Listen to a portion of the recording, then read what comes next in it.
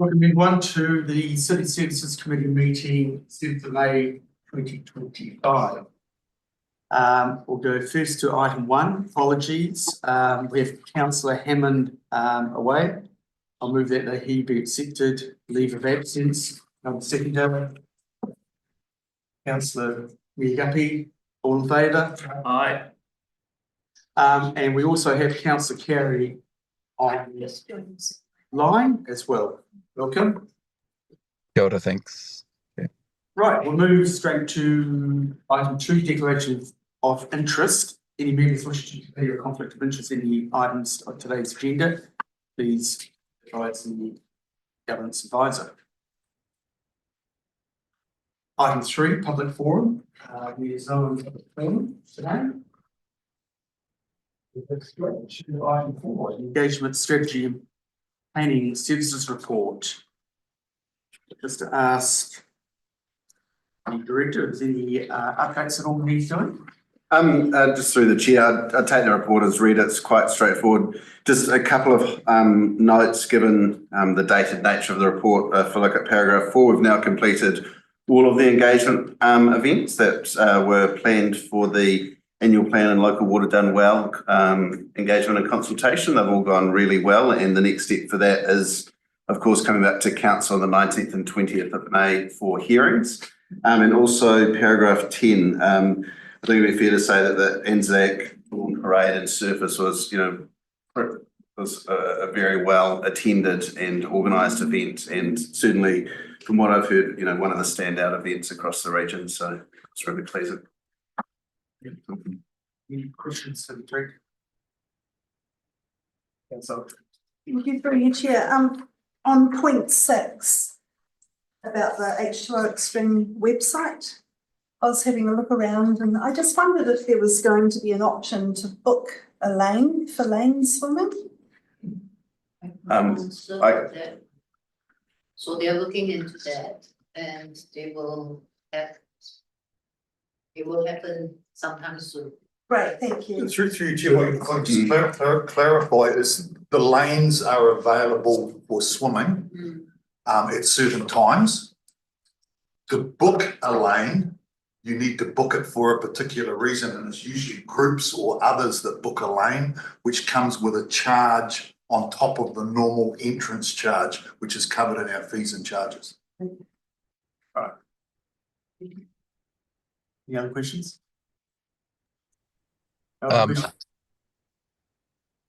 Ted, just a shout out. I think is this the first one we've run, I believe, that the pool's been open, and it's fantastic. A couple of feedback, points around that. So I guess overall, well done.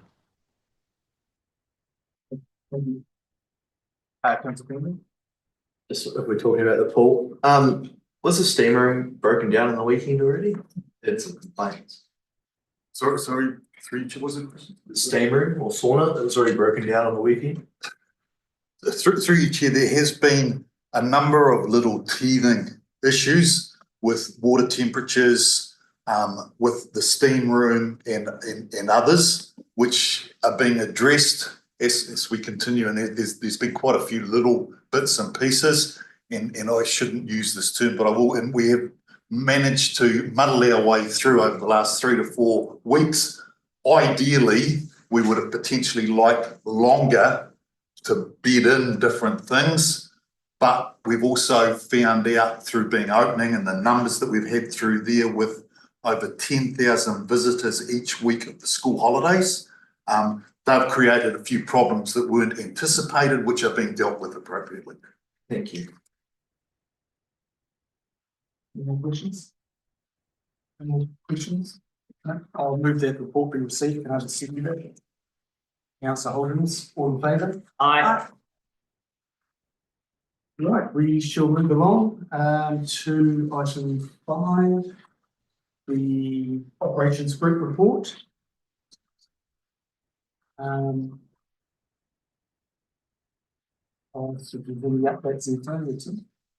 Through Mr. Chair, much the same as the group manager for engagement. These are a few of the items that can be updated. and the Western Hills, item 17, Western Hills trunk sewer main. So that project's been completed, went well, and completed on time and within budget, which is positive. It was planned well and delivered really well. So I think, you know, praise where it's needed, where it's warranted and due. Pinehaven stream flood protection upgrade. The report's been done, submitted to the subcommittee, and some correspondence gone out, communication gone out to the residents, and shared that with councillors this morning. Just to be aware of that, that's happened. And we've also heard back for our application for low cost, low risk, item 8. And we've had our school signs funded, but no other funding come through from NZTA, and that will be subject to a report to a future committee, yet to be decided in terms of which committee it will go to in terms of allocation of the 100% council funding, and whether we do what projects we might do on the low cost, low risk, or that we can carry the money forward. And we do have a attachment 9, which is a bit more of an updated summary of the waste minimisation activities following the debate and conversations that happened at the last City Services meeting about the allocation of waste levy funds, and Mel's here if there's any questions around that. And that was just to give assurance that we have the money for both the rollout of the recycle bins if required through the annual plan process, and can continue to deliver initiatives alongside that in terms of waste minimisation. So just wanted to give that assurance, and plus there's been some really good activities happening over the last few weeks in that space. And Mel's here to answer any questions at the meeting. Got one question. Just on that 8, you say up the NZTA. So when we did the swimming pool, we talked about the history crossing outside, will that be affected that part? Yes, so that was part of the application and has not received subsidy from NZTA. So at the moment we won't be doing that work, or any other of the pedestrian work around the H2O site that we had anticipated, but we will be coming back. The appropriate committee, we haven't quite figured out which one yet, to say here's the list of projects, here's the funding we have available. Do you want us to progress and do those projects, or do you want us to continue to try and get subsidy from the agency to do the projects? So be carrying on that line. Councillor Alton. Through you, Chair. So the Blue Mountains bus stop, has that lost its funding from NZTA? Do we have to revisit the funding around that? Mr. Chair, so we didn't have any low cost, low risk funding, so we had no funding for that. NZTA funding for any of those projects, including Blue Mountains. So that will be subject to that report, and on that list that is, does council want to 100% fund that work alongside the crossing, and we've only got limited funding as well. Councillor Bentley. Thank you. Just how much is a crossing cost for the one onto the H2O stream? So roughly. The one out here, I think, is around about 100,000, but I can get the details. For a crossing, okay. And then just to follow up, there's money left in the project budget, about 270,000 to 30,000. Can we use that to wrap it up? The H2O budget? Yeah. I wouldn't have thought that Or is that being gobbled up? I wouldn't have thought you'd be able to transfer it across. Well, the crossing was lost as part of the work, so. And through you, Chair, the project's still, and as alluded to before, it's still things that need to get finished off. So I don't want to give it up through you, Chair. Because the temporary crossing we had across there, I used to see a lot of people using it. So now, because there's nothing literally there other than a little ramp there, you see people just walking across the road willy-nilly. And there's certainly safety concerns there, and there's safety concerns at the corner as well. And you know, the team were going to look at barriers and things and what would be appropriate. But now it's just a matter of coming back and saying, does council support using 100% funding of the allocation that we had in terms of council to do the work? And we're working on that report as we speak. Councillor Holderness. Thank you, through you, Chair. Just on crossings more generally, actually specifically Silverstream, I know that post the accident at Silverstream, there were people going down and looking at it and seeing what could be done. I'm just wondering if there's anything more in that space at the moment. Through Mr. Chair, so that's another one of the work programs we're looking at. So the chief executive spent some time down there and has come back and given us a little bit of a brief to spend some time having a look at whether it's become a rat run from Wallace Falls State out onto the highway, but again, that's unfunded. But we'll do what we can internally to determine what might be appropriate treatments and then look to push that into future work programs. Yes, talking about that crossing out here, but prior to the construction of H2O, there was never been a pedestrian crossing out there at all. Down the end, but not out here. On that street. Not straight out here, that was only put in during the temporary construction here. Yeah, sorry. Yeah, but not there. not along. No, not. But it was a temporary one that people utilised, did they? Well, it was dangerous. One of the corners, worse. Councillor Bentley. Thank you, Chair. Just on the Western Hills Trunk project, what was the total cost that it come in at? Right, Mr. Chair, I haven't had the final cost come in, but I'm indicated that it's within budget, which is around 5.7 million. Yeah. And with traffic management costs on top of that? I think they were included They're in the price, included. but I'll find out, councillor, and come back and get the final costing. Just quickly, the sling that you've put in, that had a lifespan of 50 odd years. And my understanding is that those lining sleeves have got a lifespan of about 50 years typically. Right, go Councillor Carson. Yeah, I'm going to make up for absence of Helen here, and I've got 5 questions. First of all, paragraph 33, we talk about the number of alcohol licence applications received. A lot of the applications would be special licences. I'm just wondering if not the group manager could report on special licences issued for the month. There's an indication of what activity is going on there.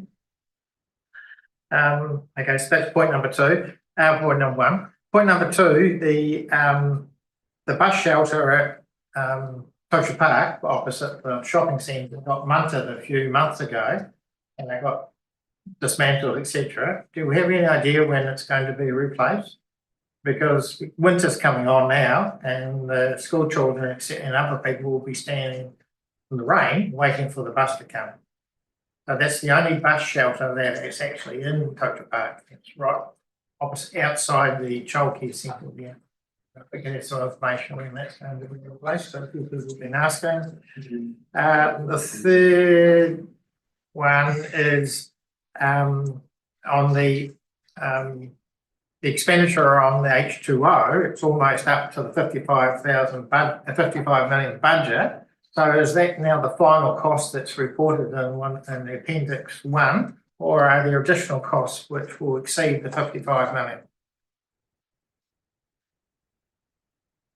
Through you, Chair, we don't anticipate exceeding, but there are still some things just being wrapped up in respect to, for example, there's some rubbish bins that need to be put outside in the area, and there are some issues that are not covered under warranty, but we didn't cover with that. So they're non-financial issues? How do you mean non-financial? Well, they will not cost money if they're Put rubbish bins in, it will cost money, yeah. going to be part of the project cost. So will that mean the 55 million is exceeded or not? We don't anticipate exceeding the 55. Okay. Akatara Cemetery, the estimate is well over budget. What are we doing about that? Through you, Chair, basically we will Is that the culvert you're taking out? work within budget to get what we need to get done within that budget, rather than looking to exceed the budget to go right through to all of the stages. One of the things I think was taking out the culvert, it wasn't this, no, the bridge or something, it wasn't needed for a bridge or something, remember a couple of meetings. Taking the bridge out and replacing with coal. And lastly, not least, Timberlake Park. I believe in the budget, there's $12,000 to upgrade the toilets block there. So that's this financial year, which is rapidly coming to 7 weeks only left. So when will the upgrade for the Timberley toilet block happen, please? I can find that out. Okay, thank you. That's all. Any other question, councillor? No. I just make a comment, looking at the consents are up, and particularly for those 500,000. It's good, but congratulate, pass on to the staff, because the processing application is 100%. Right. Well done. Through you, Chair, I just wanted to know about the Pinehaven Stream flood protection upgrade, and so that has another 3 stages to go. I'm just wondering, is that around the Birch Grove area in the Pinehaven Reserve? Is there any additional areas to that those 3 stages include? Through Mr. Chair, so the report that's going to the subcommittee is indicating the preferred approach to revisit what those stages will look like.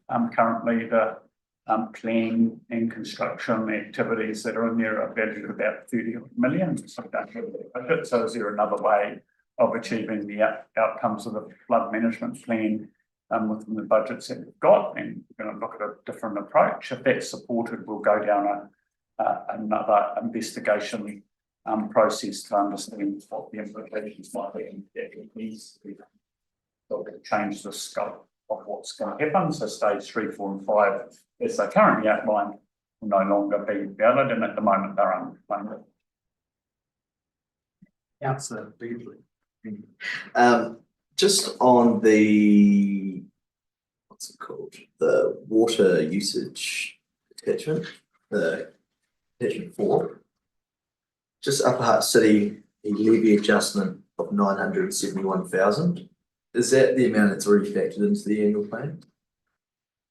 Sorry, I thought KP, but still a good question.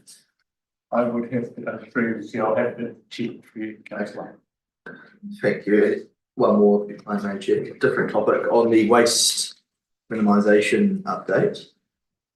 Just around the waste levy income, that's set to increase every year, right? We get because the waste levy goes up. Does the amount we get every year go up as well? From that city? Mr. Chair, you can ask Mel. It has been higher than expected in the last year. Right. It's under consultation at the moment from a central government as to how it's going to change in future, and the scope of activities might expand a little bit. So yeah, there might be some changes coming up, but it has been growing recently. So those changes would likely increase the income rather than decrease it, right? Yes. Yeah, cool. Thank you. Then following up on that, given I know, so we've got money ring fence for the purchase of the bins. We're not funding any of the OPEX cost of that waste levy in the annual plan. No. So the OPEX cost, sorry, through Mr. Chair, the OPEX cost is rates funded. And so, can you remind me the total operating cost of the recycling station per year? It's about 500,000. I think it's increasing, sorry, through Mr. Chair, I think it's increasing 750. 750, okay. Thank you. Just given the increase in lifts that we want to put on for the Sundays and get the contract in place. Okay, thank you. Any questions? No questions. I'll move the report we received. Secondary. Councillor Beatley, all in favour? Aye. Moving on, we shall go to item 6. Community Citizens Report. The Rick, you got a update at all? Just, I guess, through you, Chair, just acknowledging what councillor Carey said. In the last 4 weeks through the H2O Extreme, we've got 32,264 people, visitors in that 4 weeks. A new point of sale system, perfect gym, and pretty much all new staff, from lifeguards to customer service and others. And certainly we've had a few little hiccups, but generally it has gone pretty well, and the public seem to be reasonably happy with the facility that they've ended up with. That's great. And all the proactive work, beforehand, I think it's paid off. It's great. Yeah, questions, Councillor Altree. Thank you, through you, Chair. There was supposed to be solar panels operating on the H2O Extreme roof. Are those still yet to be installed? And is You that still? cross the road by Jets and look up on the roof, you will see the solar panels So you up can there. see them from there, okay, and so they're operating? And have been working since we opened, yes. Oh, good, okay, thank you.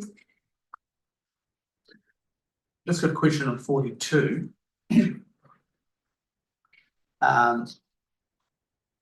Where the disc golf course at Harcourt Park, they want to relocate to Moonshine Park. And with Greater Wellington Regional Council, we're asking for permission to do it. I didn't realise that they control that part of it. I thought we actually had control over it, but where I'm coming back to when they do special events down at Moonshine Park, when the road, the car going down there. I know a lot of the people who were complaining about the grass being ripped up and that, they were complaining to council, not to the Greater Wellington Regional. And through you, Chair, there's a couple of things there. Firstly, it's not to replace Harcourt Park, it's an additional to Harcourt Park.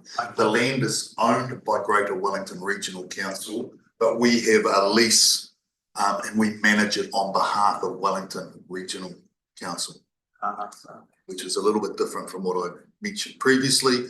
Did a little bit more homework and found that it could be done. Okay, right. Thank you. So certainly when there are events there, we have booked those events, and if there is complaints about the event or rubbish or whatever is the event is caused, we are the first point of contact because we manage that on behalf of Greater Wellington Regional Council. Clear that up, thank you. Any other questions? No other questions? No? Okay, I'll move the report we would see. Can I see Mayor Guppy? All in favour? Aye. Aye, passed. That brings the end to our meeting at 5:38. Anyone online? Thank you. Close. Thank you.